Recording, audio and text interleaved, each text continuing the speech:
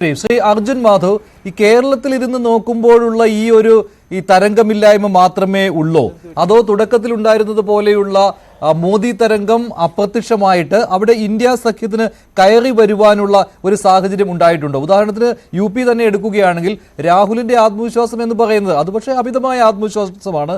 അദ്ദേഹം വാരാണസിയെ കോട്ടയുമായിട്ടാണ് ഉപയോഗിക്കുന്നത്. അത് നരേന്ദ്രമോദി നേരത്തെ പറഞ്ഞ കാര്യം വെച്ചുകൊണ്ട് അല്ലെ, ജപ്പാനിലെ കോട്ട നഗരത്തിന് തുല്യമാക്കി വാരാണസിയെ മാറ്റും. അതുകൊണ്ട് അവിടെ മാത്രമായിരിക്കും BJPക്ക് ജയിക്കാൻ കഴിയുന്നത്, മറ്റൊരിടത്തും ജയിക്കുകയില്ല എന്ന് രാഹുൽ ഗാന്ധി പറയുന്നുണ്ട്. അത് അമിതമായ ആത്മവിശ്വാസം.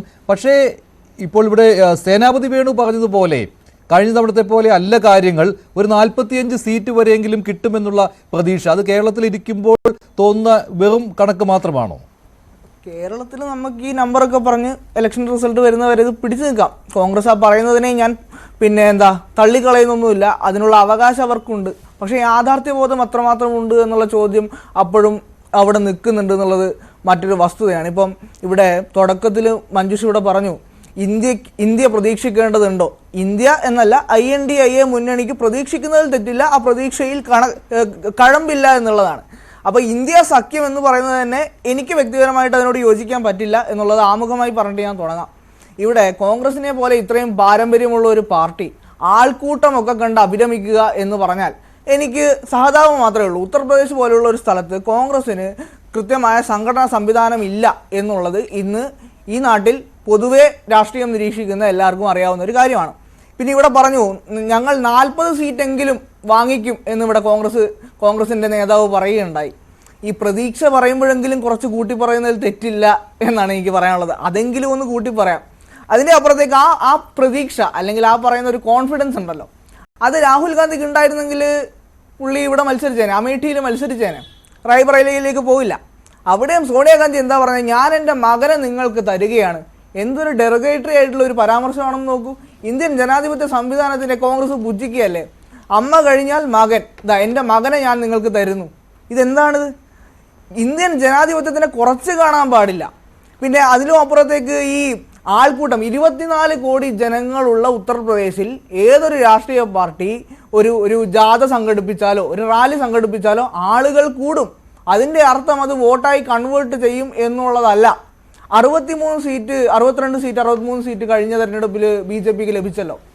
യോഗി ആദിത്യനാഥ് ഈ അടുത്ത് കൊടുത്ത ഒരു അഭിമുഖത്തിൽ പറഞ്ഞത് മോദിയുടെ 400 സീറ്റിൽ 80 എണ്ണം UPയിൽ നിന്നുമാണ് വരുന്നത് എന്ന് ഉറപ്പിച്ച് 80 എണ്ണവും UPയിൽ നിന്നുമായിരിക്കുമെന്ന് അദ്ദേഹം ഉറപ്പിച്ചു പറഞ്ഞു. യോഗി ആദിത്യനാഥിനെ പോലെ ഉത്തർപ്രദേശിൽ രണ്ടാമതും വളരെ ചരിത്രപരമായിട്ടുള്ള വിജയത്തോടുകൂടി വലിയ മാൻഡേറ്റോടുകൂടി വന്ന ഒരു മുഖ്യമന്ത്രി പറയുന്ന ആ സ്റ്റേറ്റ്മെൻറ്റിനെയും എനിക്ക് തള്ളിക്കളയാൻ സാധിക്കുകയില്ല. BJPക്ക് നിങ്ങൾ ആലോചിച്ച് നോക്കൂ, 2014 ഇവരെന്താ പറഞ്ഞുകൊണ്ടിരുന്നത്, 2019 കേരളത്തിൽ ഇരുന്ന് നമ്മൾ അനലൈസ് ചെയ്ത് നോക്കുമ്പോൾ എന്താ ഇവർ പറഞ്ഞത്, യോഗി ആദിത്യനാഥ് അധികാരത്തിൽ വരില്ല എന്നിട്ട് പറഞ്ഞു. യോഗി ആദിത്യനാഥ് വന്നു. ഇത്തവണ BJPയെ സംബന്ധിച്ചിടത്തോളം ഉത്തർപ്രദേശ് ആയിക്കോട്ടെ മഹാരാഷ്ട്ര ആയിക്കോട്ടെ ഇതെല്ലാം വളരെ ക്ലീൻ സ്വീപ്പായിട്ട് അപ്രമാദിതമായിരിക്കും എന്നുള്ളതിൽ എനിക്ക് വ്യക്തിപരമായ സംശയമില്ല. കാരണം മഹാരാഷ്ട്രയുടെ കാര്യത്തിലേക്ക് വരുമ്പോൾ അങ്ങനെ താങ്കൾക്ക് വിലയിരുത്താൻ കഴിയുമോ? ഇപ്പോൾ ഉത്തർപ്രദേശ് ശരി, ഈ പറയുന്നത് പോലെ കോൺഗ്രസിന്റെ വലിയ അവകാശവാദം, പക്ഷേ മഹാരാഷ്ട്രയിൽ സിറ്റുവേഷൻ വേറൊന്നാണല്ലോ. ഇപ്പോൾ BJPക്ക് കഴിഞ്ഞ തവണത്തേക്കാൾ സീറ്റുകൾ കുറയുന്ന സംസ്ഥാനങ്ങളുടെ പട്ടികയിൽപ്പെടുത്തിയാൽ അതിൽ മഹാരാഷ്ട്രയും ഉൾപ്പെടുമല്ലോ. പക്ഷേ ഇവിടെ ശിവസേനയുടെ അവസ്ഥ എന്താണ്? ഇപ്പം ഏക്നാഥ് ഷിൻഡെ ഉൾപ്പെടെയുള്ള ആളുകൾ അവർ സ്പ്ലിറ്റ് ചെയ്ത് പോയതിനു ശേഷം ശിവസേനയുടെ അവസ്ഥ പഴയതുപോലെ അത്ര സ്റ്റേബിൾ ഒന്നും അല്ല. അതിൻ്റെ അപ്പുറത്തേക്ക് NCPയുടെ കാര്യം എടുത്തു കഴിഞ്ഞാൽ NCP ഇപ്പോൾ ഏത് സഖ്യത്തിനോടൊപ്പം പോകും എന്നുള്ളത് ഇപ്പോഴും NCP തീരുമാനിച്ചിട്ടില്ല. നമ്മൾ അനലൈസ് ചെയ്യേണ്ട കാര്യമാണ്. അപ്പം അവിടെ ഇവർക്ക് കൃത്യമായ സഖ്യം ഉണ്ടാക്കാൻ സാധിച്ചിട്ടുണ്ടോ? നിങ്ങൾ ആലോചിക്കും, മഹാരാഷ്ട്ര പോലെയൊരു സംസ്ഥാനത്ത് NCP ആരുടെ ഭാഗത്താണ് എന്ന് പറയാൻ ഇന്നും കോൺഗ്രസിന് സാധിച്ചിട്ടില്ല. NCP പകുതിക്കാല് BJPയിലും പകുതിക്കാല് ഇന്ത്യ സഖ്യത്തോടൊപ്പവും വച്ച് വളരെ ടാക്ടിക്കലായിട്ടാണ് അവർ പ്ലേ ചെയ്തുകൊണ്ടിരിക്കുന്നത്. അതുകൊണ്ട് കൃത്യമായ സഖ്യം നിങ്ങൾക്ക് ഉണ്ടാക്കാൻ സാധിക്കാത്തിടത്തോളം കാലം ഈ പറയുന്ന ഒരു പാർട്ടികൾക്കും BJPയോട് തൊട്ടുകൂടായ്മയില്ല എന്നുള്ളത് വസ്തുതയല്ലേ. അപ്പോൾ ആ ഒരു സാഹചര്യം കൂടി നിലനിൽക്കുമ്പോൾ നിങ്ങൾക്ക് കൃത്യമായ സഖ്യമില്ലെങ്കിൽ മഹാരാഷ്ട്രയിലും പച്ച തൊടാമെന്ന് വിചാരിക്കുന്നതിൽ വലിയ കഥയൊന്നുമില്ല. പിന്നെ ഉള്ളത് ബീഹാറാണ്. ബീഹാറിൽ ഒരു പക്ഷേ ഈ പറയുന്നത് പോലെയുള്ള മറ്റ് പ്രാദേശികമായിട്ടുള്ള പാർട്ടികളുടെ ഈ പറയുന്ന പോലെയുള്ള ഇൻഫ്ലുവൻസിനെ മറികടന്നുകൊണ്ട് ഒരു പക്ഷേ മൂന്നാമത്തെ പ്രാവശ്യം മോദി അധികാരത്തിൽ വരുമ്പോൾ BJPക്ക് വലിയ തോതിൽ സീറ്റ് ലഭിക്കുമെന്ന് തന്നെയാണ് ഇവിടെ ദേശീയ തലത്തിലുള്ള അനലിസ്റ്റുകൾ പറയുന്നത്. തീർച്ചയായിട്ടും ആ ഒരു വിലയിരുത്തലിനെയും നമ്മൾ വളരെ സൂക്ഷ്മതയോടെ നോക്കിക്കാണേണ്ട ഒന്ന് തന്നെയാണ്.